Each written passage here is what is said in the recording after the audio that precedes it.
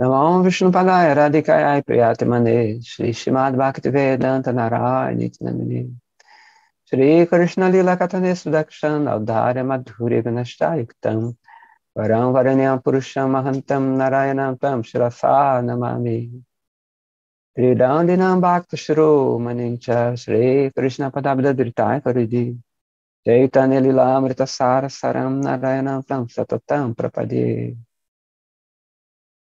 Tavavasmi, Tavavasmi, Nadivami, Tvavina, Iti Vinayaraditvam, Nayamam Charanatikam, Hadevi Kakubaragad Gadaya Yadavacha, Yachini Patebuvida Navad Udbatartihi, Asa Prasada Nabudasa Janasa Kritva, Gandharvike Tavagane, Gananavidehi.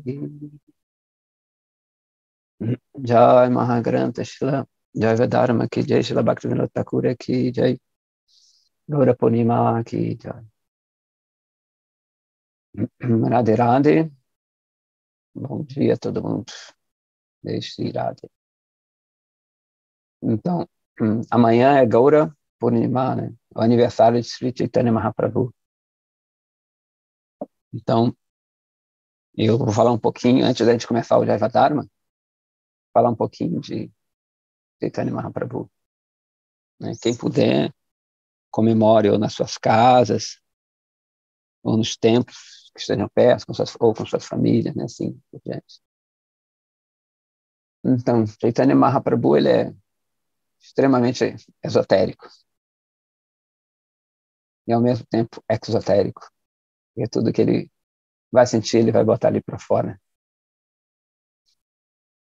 Então, tem várias razões do aparecimento dele. Né? E é interessante que tudo isso é impulsionado pelo amor. Né? E, na verdade, Krishna, ele é movido pelo amor. Então, eu vi umas coisas assim bonitas sobre ele. Né? A gente sabe que Krishna, ele nunca pode pagar o amor que os Vrajavasis, especialmente os Vrajavasis, dão a ele. Diz que ele não sabe retribuir isso, ele não consegue retribuir isso. É interessante que, pelo menos pelo que eu conheço, é a única filosofia que tem esse conceito de Deus dever a alguém esse amor, né? Deus está devendo a alguém, de Deus se pôr na condição do próprio servo. Ou seja, dos valores se alternarem, das posições se alternarem. Por isso que ele chama assim, sem precedente, a mensagem sem precedente de Chaitanya Mahaprabhu. Então, ele diz que quando você tem uma pessoa muito rica, e você deve a essa pessoa, você não tem como pagar. Então, é dito que existem 3 alternativas para isso. A primeira é você se entregar completamente. Falar, ó, a partir de amanhã, eu sou seu servo. Eu vou fazer tudo para você. De graça, entre aspas. Porque eu não tenho dinheiro para pagar você, então eu me vendo para você. Né? Antigamente tinha esses... a pessoa ficava devendo e ela virava escravo do outro. Né? Isso é muito legal. Porque a segunda alternativa, está junto com a primeira, não seria nem alternativa, de repente, uma consequência. E você, além de se tornar escravo dessa pessoa, fazer tudo o que ela quer, você vai falar para os outros também. Você vai arrumar mais escravos, mais servos para ele. Comentando as glórias do seu patrão, né, do seu amo. Olha, é muito bom, ele é uma pessoa muito generosa. Você começa a espalhar para todo mundo. Vamos servir a ele juntos, vamos servir. E tem uma terceira, que é fugir. Você foge, não quer pagar. Deu o calote. Dá o calote. Então, Mahaprabhu, Krishna, quando ele fica imerso, né, ele cai nesse poço sem fundo do amor de Radharani, ele, ele não sabe, ele não sabe. Já viu uma pessoa que está se afogando? Uma pessoa que não sabe nadar?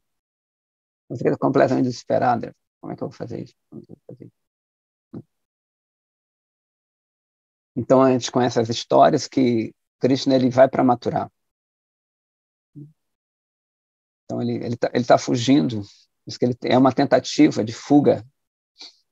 Né? Ele não consegue pagar aquilo ali. A dívida dele é muito alta com as outras. Ele, oh, caramba, eu vou fugir que eu não tenho dinheiro para pagar. Só que ele não consegue fugir. Né? Fala, poxa, não vai dar para eu fugir daqui.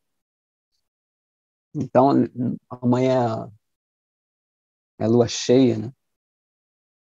E é Gaura, Purnima. Essa lua é completa. Purnima quer dizer plena, cheia. E Gaura é dourada. A gente sabe que na lua cheia é dito, já ouvi uns estudos, que os loucos ficam mais loucos. Né? Diz que o nosso corpo é composto de, sei lá, 70 e poucos por cento de água. E a lua, ela mexe com as marés, mexe com a água, com os legumes especiais, vegetais que têm muita água. Então, causa um certo rebuliço. Então, é dito que nos manicômios, né, os loucos ficam muito agitados na lua cheia. Tem até aquela história do lobisomem, né, da lua cheia. Ele vira um animal, um ser irracional. Né? O homem, na lua cheia, ele vira irracional. Ele não sabe o que faz. Ele rasga a roupa, sai pelas florestas uivando. Então, Mahaprabhu, ele nasce numa lua cheia. Ele enlouquece, né, por essa procura. Né? O onisciente, ele não sabe o que está acontecendo. Ele é obliterado por esse amor de Radharani. Então, ele sai pela floresta, ele sai pelas vanas, gritando, uivando a lua. Né? Ele rasga a roupa. Ele tira essa roupagem de ser o Aishwarya, de ser o controlador. Não tem um lobisomem que... Então, ele quer rasgar a natureza dele. Ele quer ver o Radharani que está dentro do... Quem entendeu Radharani que está dentro do coração dele. Por isso que ele vem nessa lua. Só que essa lua é dourada, ela é revestida por Radharani, pela cor de Radharani. Por isso que ele é um Gauranga. Então, né, essa é uma das explicações, né, digamos assim, porque Chaitanya vem a esse mundo, porque ele quer assumir essa forma. Você lembra a primeira alternativa? Ele se tornar um servo. Então, ele quer entender, né, ele vem nessa tentativa, dizem que patética, patética não é de pateta nesse sentido, né? Patético que mostra emoções, né? Que se esfrangalha em emoções, né? Que exacerba emoções. Então ele vem como louco, né? Na forma do devoto, né? Como a gente sempre fala, do Bhakta, que é aquela pessoa que se entrega, que vem nessa procura, nesse mundo de procura, né? É dito que o mundo aqui é o mundo da procura do sadhana, né? O mundo transcendental do sadhya, já do encontro, já da meta. Então, isso aqui é o mundo do sadhana. Aqui está todo mundo procurando alguma coisa que não sabe o que é, mas é esse amor, né? Perdido, tão perto e tão longe. Então, Mahaprabhu vem nesse mundo falando, como é que eu vou procurar aqui? Eu tenho que me distanciar um pouco. para entender tudo isso. Né? Às vezes, no relacionamento, você tem que se distanciar um pouquinho para entender o que passa. Assim, você está muito perto, no olho do furacão, ali, o que está acontecendo? Aí Mahaprabhu ele faz isso, né? Na verdade, Krishna. Eu vou me botar nesse local, do outro lado, né? Eu servir total, completamente enlouquecido. E como consequência de tudo isso, né? A gente sabe que Chaitanya ele tem aquela história de fazer o Dharma da era, ele vem trazer o Dharma da era, ou seja, a metodologia para se alcançar a perfeição da época, trazer o Mahamantra, vem a pedido de Mahavishnu, mas são consequências, né? Isso é o que vai no vácuo do vulcão divino, né? Do vulcão de Mahaprabhu, que cospe lava para todo lado, que petrifica todo mundo, né? E que, como a lava incandescente, ele contagia todo mundo.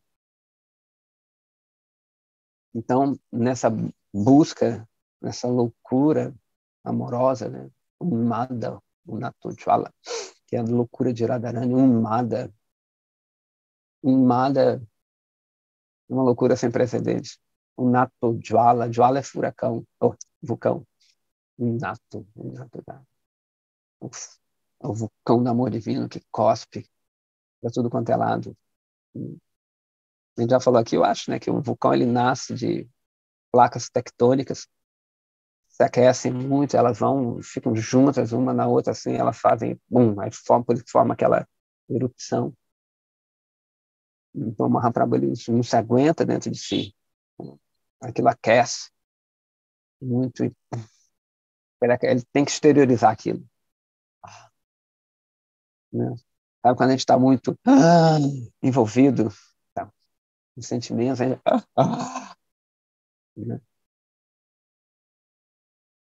A gente começa a falar, o Mahaprabhu ele cospe essa lava para tudo quanto é lado. Né? E assim como a cor da lava também é aquele vermelho de raga, aquela coisa dourada, meio amarelada, ele contagia todo mundo. E depois ele quer falar para todo mundo, quando ele vê que realmente, olha, eu não consigo ser como ela, não consigo.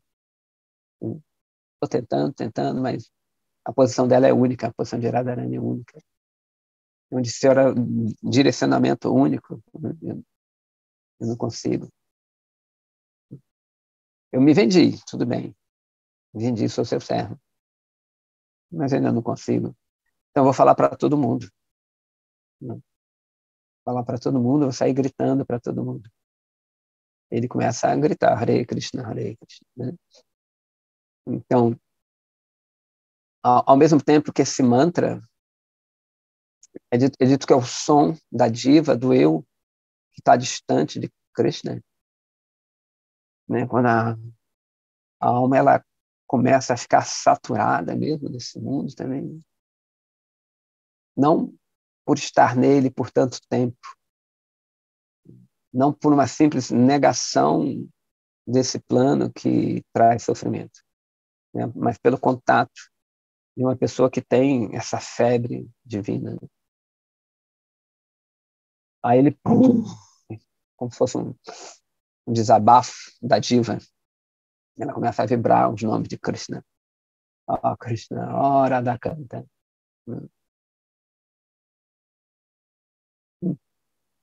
Então ela começa a gritar. Então Mahaprabhu da mesma forma, Chaitanya, Krishna, da mesma forma. Ele começa a gritar. Né? Daí saem os nomes dele mesmo. E ele fala isso para todo mundo. Né? Fala, eu não consigo, eu realmente, então eu vou chamar todo mundo para servir. Né? Como a gente falou, eu estou em dívida, eu não consigo pagar, de repente, se juntar todo mundo, a gente consegue pagar. Vamos fazer uma vaquinha, uma cama dentro, uma vaquinha transcendental, ver se eu consigo fazer esse pagamento. Mas ele diz em outro verso, né, o próprio Krishna, quando as golpes satisfazem ele fala, olha, que as suas próprias ações sejam seu pagamento, né? Ele fala. Eu falo, mas não tenho como pagar isso. Então, a própria atitude delas, o próprio amor, a própria entrega delas é o pagamento delas. Por isso que fala que não tem diferença. É em outro nível, tá? De sadhya, sadhana e em bhakti, né? Não tem essa diferença. Então, o sadhana, entre aspas, dela, nessa prática dela, entre aspas, e a meta é a mesma coisa. Não tem. Né?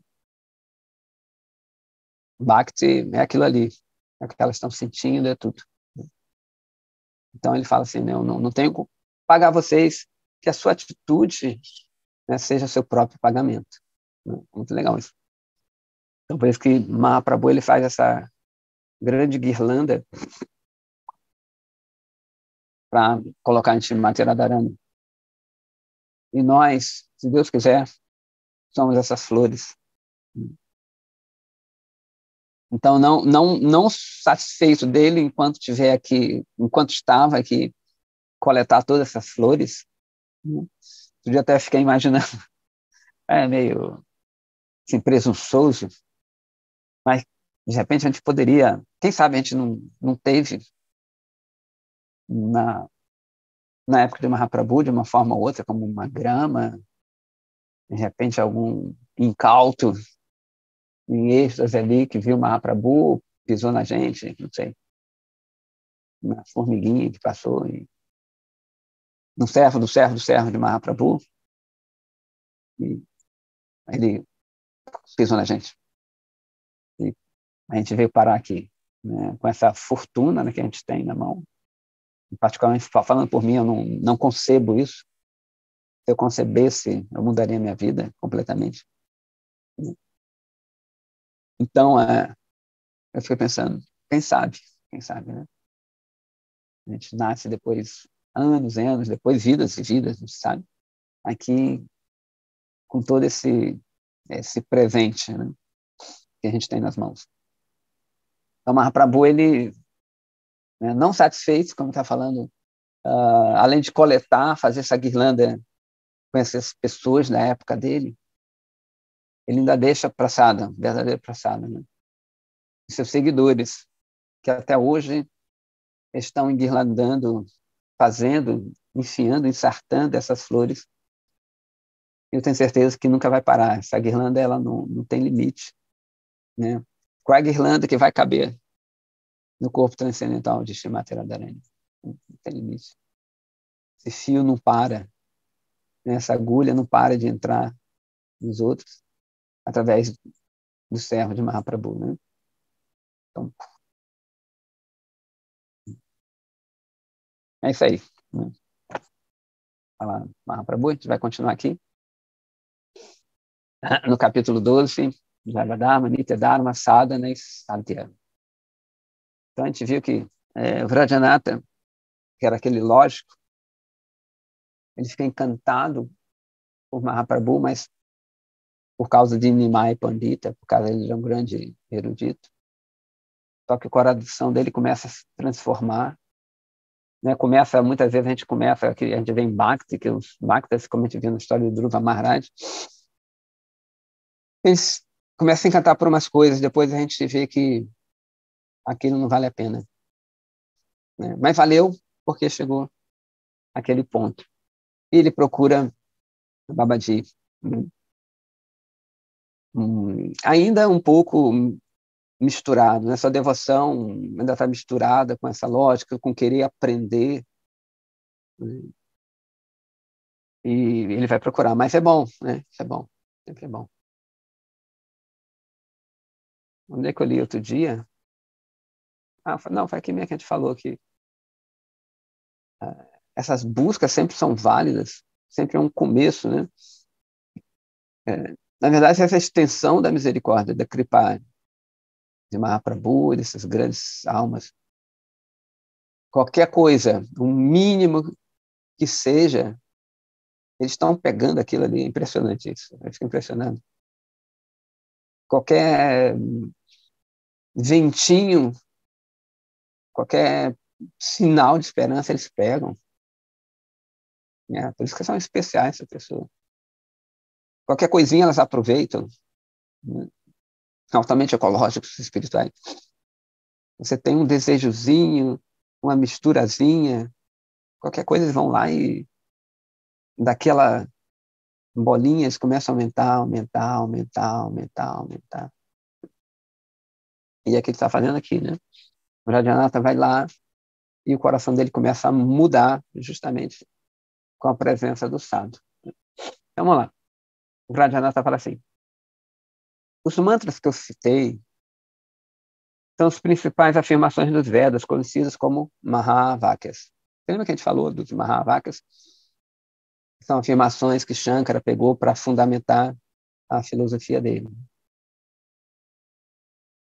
Então, isso aqui é interessante, tudo interessante. Então, como é que o Sadhya e o Sadhana que eles propõem são divergentes? Eu citei essas coisas aí, essas afirmações. Então, como é que a meta deles e a metodologia podem ser divergentes nisso aí? Babaji responde assim, as afirmações dos Vedas que você citou são os... Desculpa, cadê? Aqui. Há pouco tempo, né, não são descritos como Mahavakya. Ou seja, Vakya vem de Vak, Vachaspati, falar as grandes citações, as grandes máximas, Maha grande. Né? Elas não são descritas, ele fala, em nenhum lugar dos Vedas. Né? Então, já cortou bastante a onda do Vrajanatha. Nem elas são descritas como superiores às outras afirmações. Os professores de Jnana, né, desse conhecimento empírico, dizemos, né, que deseja a libertação desse mundo, proclamaram que essas afirmações são Mahavakyas a fim de estabelecer a proeminência da sua própria doutrina. Né? Então, algumas pessoas que conhecem Vedas, elas pegaram aquilo e falaram, isso aqui é o máximo que existe. Justamente para propagar a sua doutrina, como a gente já falou antes, às vezes a gente pega uma parte que mais interessa a gente, que a gente concorda, e a partir dessa a gente aumenta isso aí e propaga como se fosse o principal, né? Mas ele fala que, na realidade, o único Mahavakya é o Pranava, o Om, né? Esse mantra sagrado, esse vidya sagrado. Todas as outras afirmações védicas relacionam-se somente a aspectos particulares do conhecimento védico. Não seria incorreto referir-se a todas essas afirmações dos Vedas? Peraí, isso não é bem correto. Não seria incorreto referir-se a todas as afirmações dos Vedas como Mahavakya, ou seja, tudo no Veda seria, eu posso dizer que é o Mahavakya. Contudo, é dogmático escolher uma citação em particular dos Vedas como Mahavakya e rotulá-lo, todos os outros, como se fossem umas coisas comuns. Aqueles que assim o fazem cometem uma ofensa aos Vedas. Eles, os Vedas, né, descrevem muitas metas divergentes, aparentemente divergentes, e os meios de alcançá-los. Então, algumas vezes, eles louvam Karmakanda, né, que é aquelas kandas, lembrando sempre que é sessão, aquela parte onde lida com os karmas, e algumas vezes mukti, a libertação. Mas, em última análise, os Vedas concluem que somente Bhakti é tanto sadhana quanto sadhya, como a gente falou no quesito ali na história de Mahaprabhu. Os Vedas são como uma vaca, né? Sri Nandanandana, Krishna, né? É o leiteiro, é o ordenhador. Na Gita 6, 46, 47, ele revelou o propósito dos Vedas, né, em relação à meta máxima da vida. E cita esse verso, Tapasvabhyodiko yogini nibhyopi matodikaha yoginanapi sarvesham adgate nantaratmana. Gostei duas partes. Ó Arjuna, um yogi é maior que todos os tipos de ascetas, de trabalhadores fruitivos e aqueles que cultivam o conhecimento impessoal que visa a liberação. Portanto, torne-se um yogi.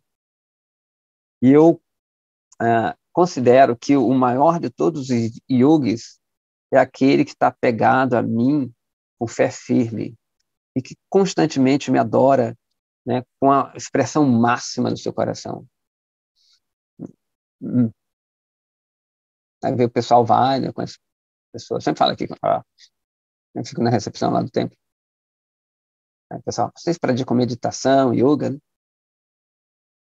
Que é justamente aquela coisa bem silenciosa e tudo.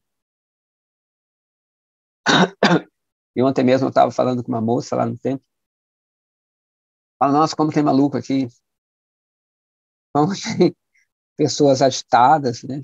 Apaixonadas, cheio de coisas diferentes, né? Por que que assim, nos templos budistas a gente não vê tanto isso, né? Tudo mais calmo. Até outra pessoa, poxa, eu gostaria, meu desejo que aqui no templo fosse essa coisa mais calma, né? Mais harmoniosa. Às vezes a gente tem que expulsar alguém, a pessoa que está perturbando, né? Tem brigas.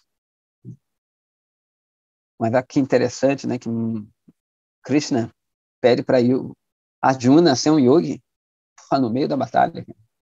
No meio da batalha. Arjuna cheio de arma, forte pra caramba, no meio de uma batalha fratricida, né, porque tem amigos ali do outro lado. Aí que ele pede, né, você tem que ser um yogi. Difícil. Então, muitas vezes, o campo, a batalha de Kurukshetra representa justamente o nosso campo de ação.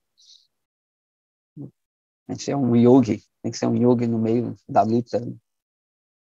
Matar um amigo. É um bom sentido, cara, claro. E no meio, imagina, Carlos, como é que Arjuna vai ser o yogi, passando flecha para cá, sendo ferido. Difícil, né?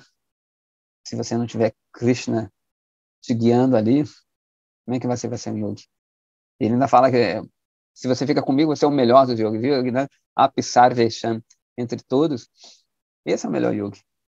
Não aquele que está lá no Himalaia e tudo. Radhe, radhe. São yogis, são transcendentistas. Mas ele está falando, nesse sentido, ele está falando que é o melhor dos yogis, é esse. No meio da batalha. Uma vez eu vi uma aula bonita também, que Arjuna, ele recebe sannyasa. E Arjuna casa com um bocado de menina, né? Vive em palácio, tudo, muitas vezes. Então diz que ele recebe sannyasa, a ordem sannyasa, no meio da batalha. E a danda, não é o sannyasa, é a danda. É o arco dele, é o Gandiva. Isso bonito. É que justamente o sannyasa é aquele que faz tudo para Krishna, e não que renuncia, né? Eu não estou desmerecendo os outros sannyasas, óbvio. Mas ele é o sannyasa interno mesmo, o sannyasa interno, no meio da batalha. É bacana isso. E ele fala... Então, aí ele cita justamente as Upanishads, ele cita a Gita, depois as Upanishads, para dar mais confiança a Vrajanatha.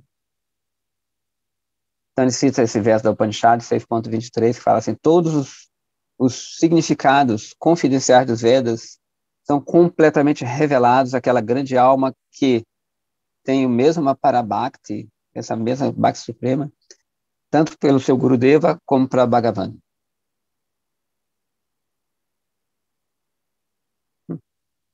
É dito na Gopala Tapani Upanishad, fala assim, Bhakti realizado para o prazer de Sri Krishna é conhecido como bhajana.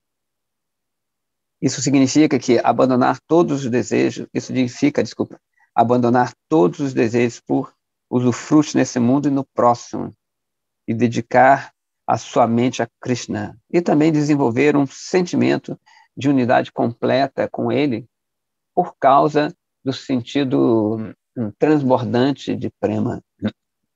Este bhajana também acarreta a liberdade de todas as outras atividades. De novo, ele cita a Upanishad, né, no caso aqui é Brihadaranyaka. Devemos adorar a alma suprema de Krishna como o objeto mais querido da nossa afeição. De novo, Brihadaranyaka Upanishad. Ó Maitreya, devemos ver, ouvir sobre, pensar e meditar na suprema verdade absoluta Paramatma. Quando estudamos essas afirmações védicas cuidadosamente, fica claro que Bhakti é o melhor de todo sadhana, de toda prática. Aí o Vrajanatha fala, a seção Karmakanda, redundei, mas tudo bem, dos Vedas dá instruções para realizar Bhakti a Ishvara, que concede os resultados de todas as ações. Na seção Jnana, encontramos também instruções para satisfazer Hari, por realizar Bhakti por meio de 4 tipos de sadhana conhecido como sadhana chatushtaya. Então, como é que Bhakti pode ser o sadhya, a meta, se ele almeja obter bhukti e mukti? Legal, bacana isso, né? Já que Bhakti é o meio, ele deixaria de existir quando ele produzir o resultado, ou seja, bhukti ou mukti. Esse é o princípio geral. Por favor, me ensina isso aí que eu não entendi muito bem. Ele fala. Então, o que ele está dizendo aqui? Se Bhakti é um meio de obter aquilo ali, como é que ele deixaria de existir?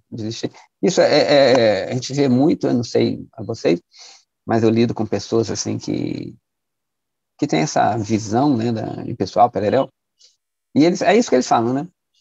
Que Bhakti é um dos meios, aqui pelo menos ele está falando que é o meio, né? Que é um dos meios para se alcançar essas metas, tanto de usufrute, né? Isso aí, no material, seja no plano celeste, alguma coisa assim, como a própria libertação. Ou seja, os famosos Advaitavadas, impersonalistas, pererel, eles adotam também essa metodologia, só que ela deixa de existir depois, né? Então, você vai ver, eles adoram deidade, cantam mantra, oferece alimentos e tudo, cantam as glórias, mas aquilo é para chegar à meta, e quando chega essa meta, que é o Bhukti Mukti, o resto deixa de existir, é colocado para trás. Já até falou outro dia sobre você amar seu guru, né? Apesar, né, dos monges falarem isso, os Advaitavadis, esses famosos impersonalistas que a gente tanto cita, fala também de amor, essa coisa toda. E tem guru, são completamente rendidos a seu mestre, fazem coisas absurdas, né? Nesse bom sentido, em relação ao mestre, serve o mestre a vida toda, entendeu? Mas, né, esse serviço, ele cessa, esse amor vai cessar quando eles atingem a meta deles, que é se tornar uno, né, ou acho que já são unos com transcendente. Isso é bem interessante isso, porque o guru, ele, no caso dele, vai servir simplesmente como um degrau, né? Depois que aquele degrau me serviu, ele nem existe mais, porque eu mesmo não existo mais nesse sentido, já que todos somos um, né? Todo mundo é uno, não vai existir a diferenciação. Então, o guru cessa de existir. Como discípulo também, como cessa tudo. Isso é muito louco, né? Então, mesmo que você fale que é amor, mas não é amor.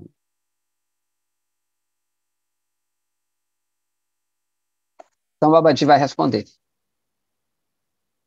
É verdade que por realizar essas práticas de bhakti e em relação a karma, isso vai gerar um desfrute material. E bhakti sadhana, realizada com a meta de jnana, nessa libertação, vai gerar essa libertação. Beleza.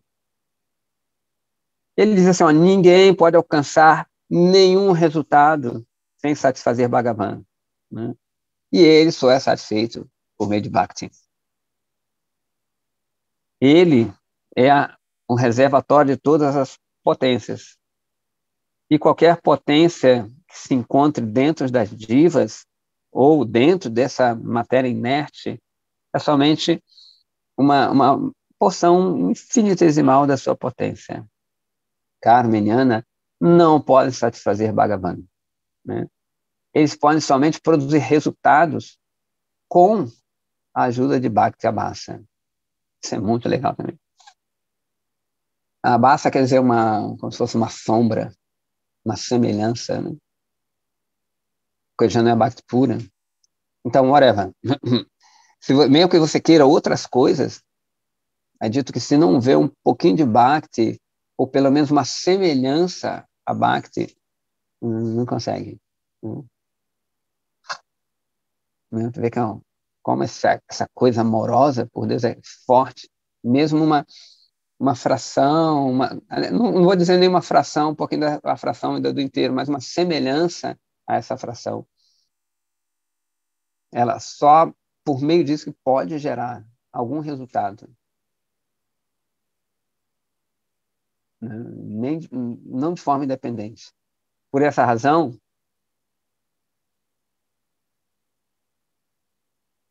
é dito que a prática de karma deve incluir, pelo menos, né, uma semelhança de Bhakti. Então, a Bhakti vista em karma, em jnana, é meramente de novo, uma semelhança da devoção. Não é Bhakti pura.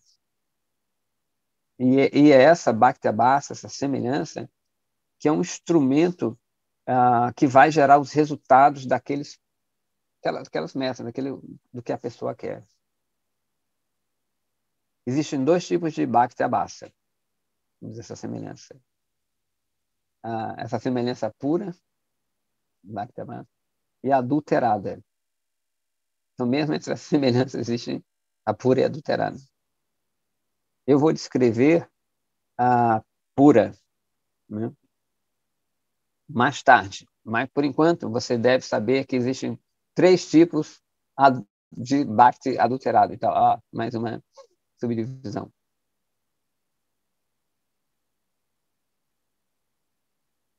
Então, sorry. Então, Bhakti Abhasa adulterada com a ação fruitiva, adulterado com conhecimento monista, né, pessoal, e adulterado com ambos. Enquanto uma pessoa está realizando uma cerimônia, yajna, ela pode dizer assim, Indra, Pushana, é o nome do sol, tá? Por favor, seja misericordioso comigo e me dê o resultado desse sacrifício. Né? Ou seja, eu estou fazendo sacrifício para um deva e para algo material, né? Eu quero algo material, mas aí tem uma semelhança dessa bhakti, ou seja, da devoção, ele está se devotando àquela pessoa ali. Mas não é Shuddha Bhakti, porque inclusive ele nem está se dirigindo a Krishna, né? Anya, Bilachita, Shunyana, Ana, Karmada, Anabhita, Anukulena, Krishna, Shilanam, Bhakti Rutama, que essa Bhakti Rupanaya, Krishna, Shilanam, ele é direcionada para Krishna, né? Então ele está para um deva lá, pedindo ali, né? Todas as atividades exibindo uma semelhança de Bhakti adulterada com este tipo de desejo são conhecidas como uma semelhança de Bhakti adulterada com ação fruitiva. É meio repetitivo, mas é o que está escrito aqui, tá? Beleza? Algumas almas magnânimas referiram-se a esse tipo de bhakti adulterada como devoção misturada com atividade fruitiva, que é o famoso karma mishra bhakti. A gente já falou isso de outras vezes, né? Mishra quer dizer misturado. Outros descreveram essas atividades como sintomas de bhakti que são indiretamente atribuídos, né, a bhakti.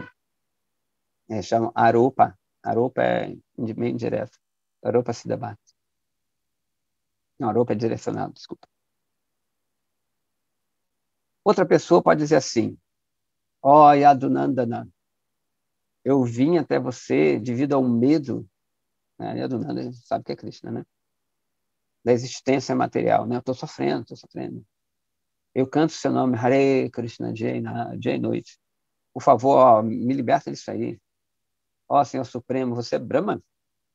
Eu caí na armadilha de Maya. Por favor, me livra dessa coisa aqui e deixa eu me emergir em você. Esses sentimentos são uma semelhança de Bhakti, adulteradas com esse conhecimento monista, hein, pessoal. Algumas almas magnânimas escreveram isto como uma devoção misturada, né, que vai se chamar Jnana Mishra Bhakti. E outros como atividades pelos quais os sintomas de Bhakti estão indiretamente atribuídos, que vai ser o Aropa Siddha Bhakti também. Essas formas adulteradas de devoção são diferentes da Bhakti pura, claro, né? É dito na Gita, Stradavam Bhajate Yoman Sabe Yutatamo Mataha. Eu considero que aquele que me adora com fé é o melhor de todos os devotos. É parecido com outro nome. A Bhakti, pelo qual Shri Krishna está referido nessa afirmação, aí sim é Shuddha Bhakti. E este é o nosso sadhana. Quando ele é perfeito, ele se torna prema. Karma, jnana, são os meios para obter bhukti, desfrute, né? E mukti, libertação, respectivamente. Eles não são os meios pelo qual a diva pode obter a sua posição constitucional eterna de amor divino. Legal, né? São uns detalhezinhos bem interessantes. Na verdade, até a gente conversa com essas pessoas, né? Os Advaitavas e tudo. É interessante saber isso e passar para as pessoas também, que elas não pensam muito nessa história. É bem legal. Eu tenho conversado com as pessoas assim, é outra visão, né, que não passou pela cabeça deles, porque eles só conhecem aquilo ali que, né, estão estudando. É bem legal isso, se vocês puderem ter uma conversa com alguém que seja assim, que tenha essa filosofia bem interessante. É tranquila, super tranquila. Quando Vrajanatha ouviu todas essas verdades, ele foi incapaz de fazer mais perguntas nesse dia aí. Ao invés disso, ele começou a refletir assim, esse exame, essa discussão de todas essas verdades filosóficas sutis é superior à análise dialética do Nyaya Shastra.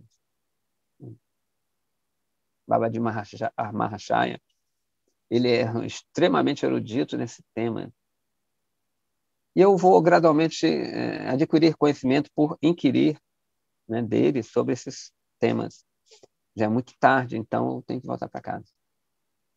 Pensando assim, ele diz, Babaji Mahashaya, hoje, pela sua misericórdia, eu recebi esse conhecimento superior, né? Eu gostaria de vir, né, de tempos em tempos para receber esse tipo de instrução. Você é um erudito profundamente realizado, né, que a gente fala aqui, e um grande professor. Por favor, seja misericordioso comigo, bondosamente, permita-me perguntar fazer só mais uma perguntinha, já que é um pouco tarde e eu tenho que voltar para casa, né? Sri Chatinandana Gaura Hari escreveu algum livro no qual todas as suas instruções podem ser encontradas, se isso existe, me fala. Então, antes de ir para cá, ele falou, será que tem um livro que tem tudo isso aí? Babaji Maharaj explicou assim, Mahaprabhu não escreveu nenhum livro da sua própria mão, exceto o Shikshastra, né? Porém, seus seguidores escreveram muitos livros sobre isso. Aí eles glorificam o Shikshastra, dizendo que é um colar de joias para os Bhaktas. Né? Diz que ele botou muitas instruções, todas as instruções dos Vedas, Vedantas, Upanishads, os Puranas, de uma forma concisa e confidencial. Baseado nessas instruções confidenciais, os Bhaktas compuseram 10 princípios fundamentais, conhecidos como Dasha Mula. Mula quer dizer base, né, aquelas coisas, fundamento, e Dasha 10. E ele esse Dasha Mula, sucintamente, descreve tanto Sadhya quanto Sadhana, né, com referência especial aos aspectos de Sambandha, Abhideya e Prayodhana. Você deve entender isso aí primeiro. Né, relembrando, Sambandha é o conhecimento do relacionamento, Abhideya a metodologia e Prayodhana a meta. Aí o Vrajananda fala assim, falou, está falando, o que você mandar, eu faço. Você é meu Shiksha Guru, meu Guru instrutor. Eu vou vir amanhã, à noitinha, e eu vou receber essas instruções de você sobre Dashamula. Então ele oferece Dandavat Pranama Babaji, que abraça-o com grande afeição. Ontem eu estava voltando do tempo, eu, um rapaz e uma moça, e ela fala, posso fazer uma pergunta? Falei, pode. Você não tem esse costume, é proibido abraçar, né, cumprimentar com a mão, com as mãos? Falei, não, proibido não. Depende da posição de cada um, né, do relacionamento de cada um. Isso é engraçado isso. Que né, o pessoal faz Hare Krishna com as mãos postas. É um costume, inclusive mais oriental. E ela falou isso. Né? E aqui, Babaji, ele abraça com grande afeição. Né? Então, cada abraço, quem abraça, corresponde a um relacionamento que você tem com a pessoa. Né? Não é uma frieza ou uma distância nesse sentido. Enfim, me lembrei. Meu filho, disse Babaji, você purificou a linhagem Brahmana. Vai ser muito prazer se você vier amanhã à noite.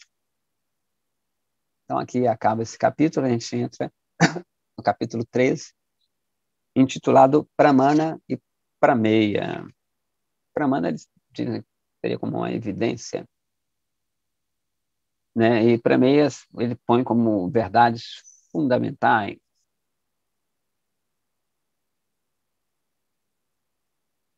Aí continua, começa o capítulo.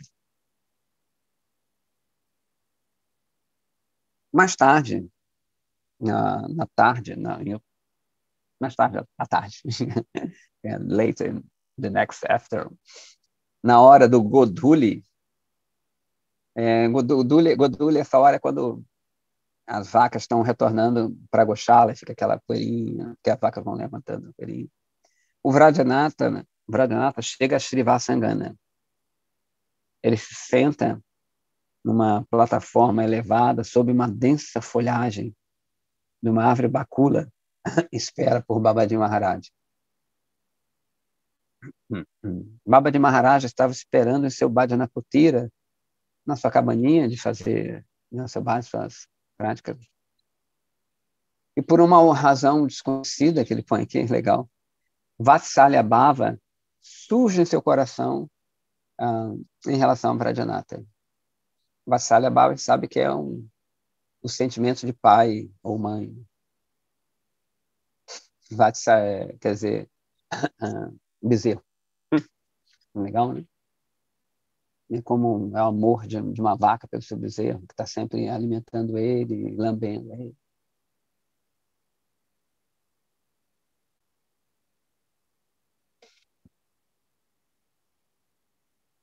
Então, logo um som, né, indicou que Vrajanatha tinha chegado. Babaji saiu e de novo abraçou.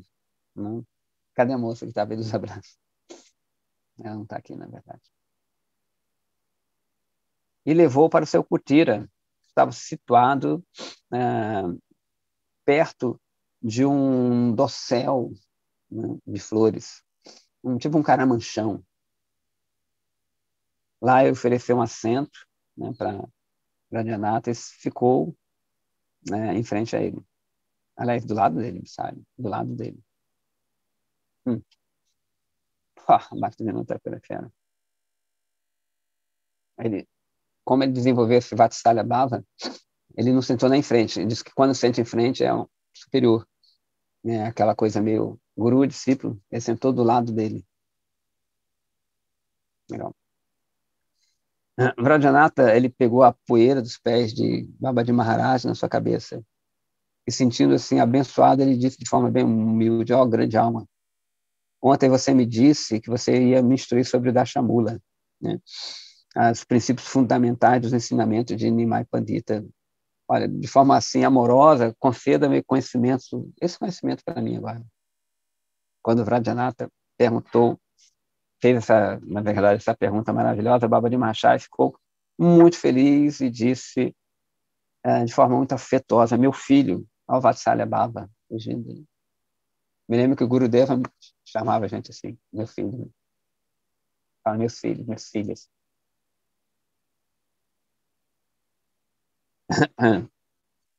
É meu filho. Eu vou primeiro explicar a você os Sutras Loka do Dashamula, onde as 10 verdades ontológicas do Dashamula estão colocadas numa forma condensada. Você é um erudito, e pela sua deliberação, você será capaz de compreender o verdadeiro significado desse shloka. E ele vai citar Anaya Prahatatam Hariha Paramansava Shakti Rasa Vidhim Tadbinam Shamscha Jivam Praktika Valitam Tadvinuktam Cha Bhavad Beda Beda Prakasham Sakalanapi Harihi Tadanam Shuddha Bhaktim Sadhyantat Pritim Eveti Upadishati Jananga Ura Chandra Swayam Saha. Da Shamula ele vai traduzir agora.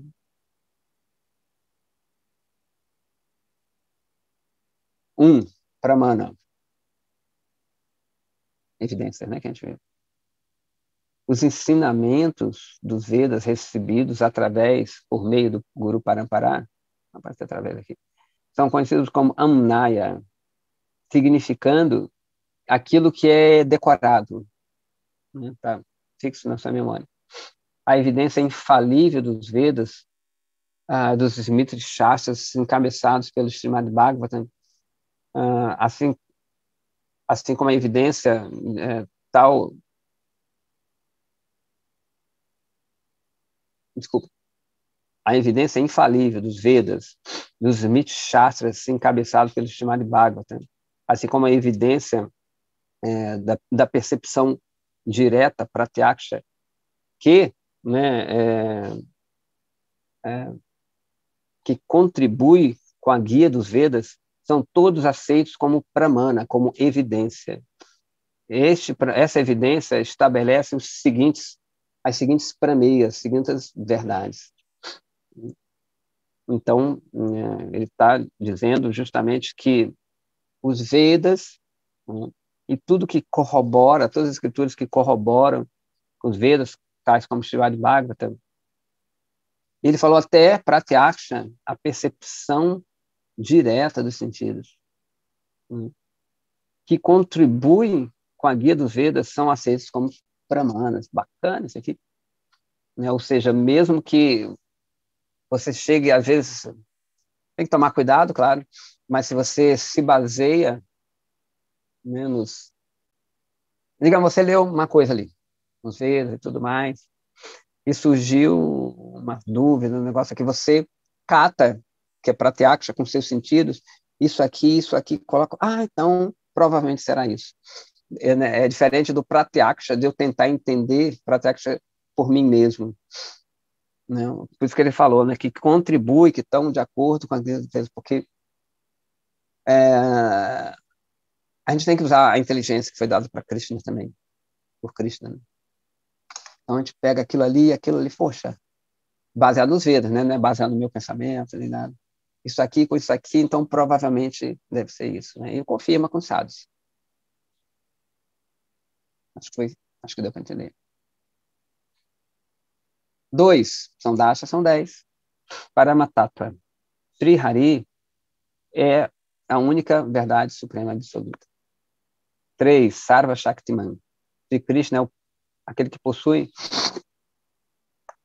inumeráveis Shaktis. Aquilo era Samrita Sindhu. Ele é um oceano de doçura. Vibhinamsa Tattvam. Tanto mukta quanto tanto as almas liberadas quanto as condicionadas são eternamente separadas de Krishna. São partes constituintes, integrantes de Krishna. Vibhinamsa Tattva, a gente vai ver depois, né, com calma ele vai explicar. Badadivas, almas condicionadas, são cobertas por Maya. Muktadivas, almas liberadas, são livres de Maya. Atinta Beda Beda Tattva, todo o universo consistindo de seres sencientes, né, que têm consciência, e não consciente, né, a matéria, é a prakasha, a expansão, a Tintya Beda Beda de Sri Hari. Ou seja, essa é uma manifestação que é inconcebivelmente Radheya Mani Manjari. Obrigado. Ou seja, é a manifestação que é inconcebivelmente tanto una com e diferente dele. Shuddha Bhakti, o serviço devocional puro, é a única prática para alcançar a perfeição. Krishna Priti, 10ª, que é justamente o Prayudhana, né, que a gente falou, a meta, o amor e a afeição transcendental por Krishna, é o único objetivo final a ser alcançado, Sadhya Vasta. Então, esse é o Dashamula. Né? E o Babaji vai discorrer um por um. Swayam Bhagavan Sri Gaurangadeva instruiu 10 tátuas diferentes para as divas fervorosas. O primeiro destes é Pramana Tattva, e os restantes 9 são Prameya. Primeiro, você deve entender o significado de Pramana. Beleza? Esse tema aquele tema que é estabelecido por Pramana, por evidência, por prova, é conhecido como Prameya, aquilo que é provado. E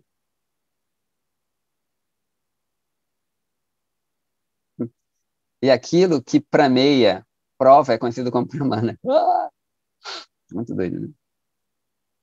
Então, essa evidência, ela vai ser, né, aquela prova vai ser o resultado, e esse resultado vai ser evidência da própria evidência. Essas 10 verdades fundamentais estão colocadas nesse shloka que eu acabei de recitar. O próximo shloka será o primeiro verdadeiro shloka, né, do Dashamula.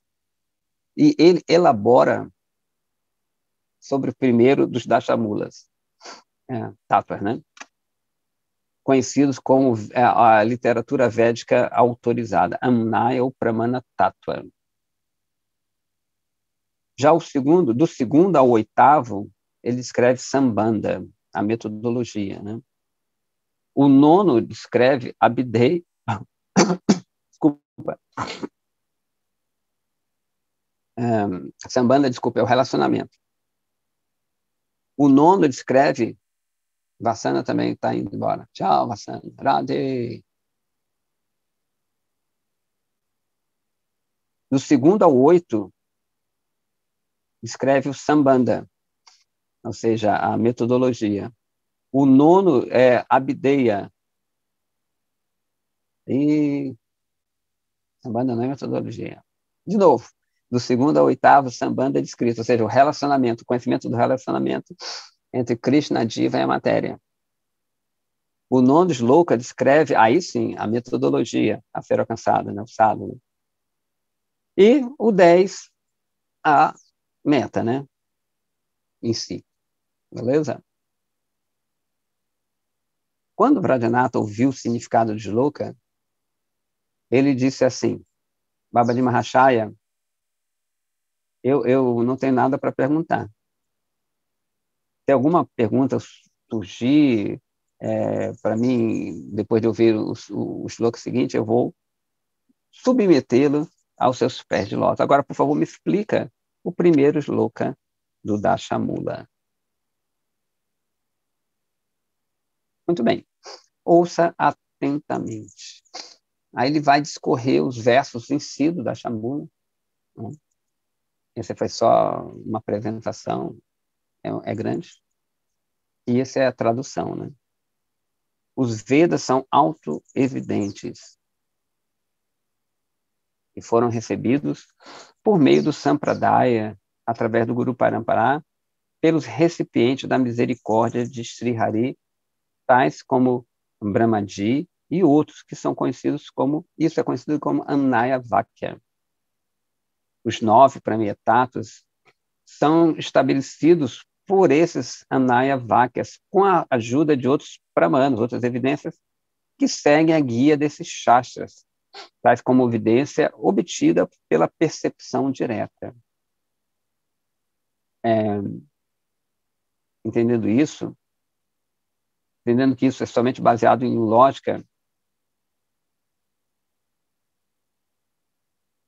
né? Reason that is vendo que isso somente baseado em lógica é sempre, se você procurar isso através da lógica, você fica sempre incapacitado enquanto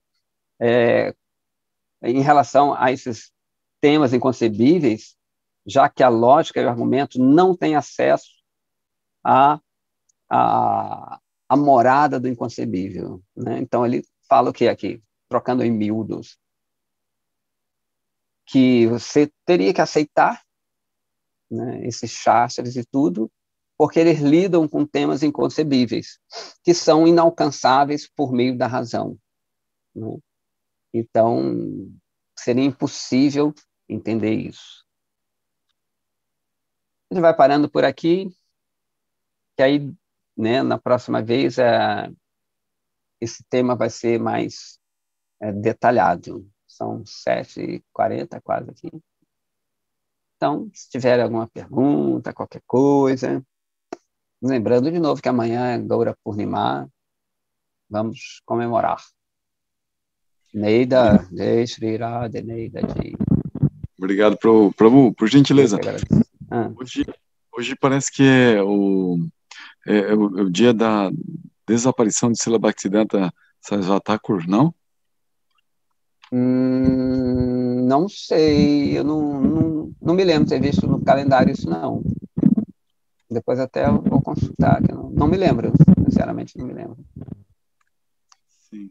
Eu tenho que consultar o calendário. Vou até dar uma olhadinha aqui. Dá uma olhada no... Né, que a ideia era só pedir para o senhor, se o senhor pudesse comentar alguma coisinha. Hoje Bhaktivedanta não aparece, não. Aqui no não tem, né? Eu acho que não, também eu não ouvi nada, não. Haribol, Prabhu. Amanhã vai ter atividade no... Amanhã tem. A partir das 18. Ok. Quem quiser, não sei, acho que não tem quase ninguém do Rio aqui. Quem quiser amanhã está convidado, né, a comemorar lá. O Lincoln foi ontem lá. Se quiser aparecer, eu acho que eu já até falei para ele. Ok, então. Obrigado. Eu que agradeço. Jai Sri Radhe.